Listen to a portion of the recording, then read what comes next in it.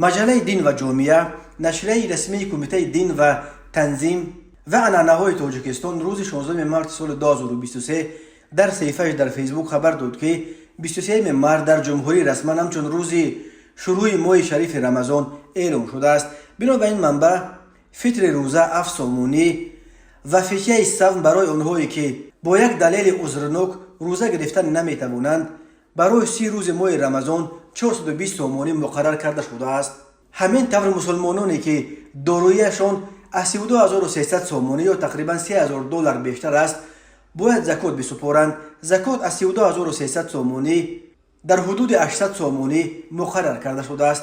در عموم به حساب‌های حاضره زکات مال تقریبا 12.5% از جمع دارایی‌های واجب الزکات را تشکیل می‌دهد. مسلمانان باید هر سال یک مرتبه برای تازه کردن مال خود از دارایی‌هایشان زکات بسپارند. زکات اساساً به مردمان نادار و احتیاجمند سپرده می‌شود. مجله دین و جامعه تفصیلات دیگر نداده است، ولی معمولاً روز شروع ماه شریف رمضان و همین طور روزهای عیدهای رمضان و قربان را شورای علمای مرکز اسلامی سابق مفتیات تاجیکستان مقرر می‌کند.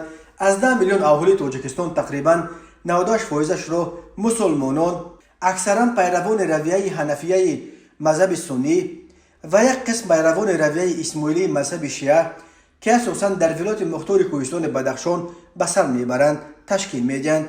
ماه رمضان برای مسلمانان ماه مقدس و ماه توبه و عبادت به شمار می رود. مسلمانان در طول این ماه که گاه 29 و گاه 30 روز دوام می کند باید از لحظه دمیدن صبح تا رسیدن شام از خوردن و نوشیدن پرهیز کنند.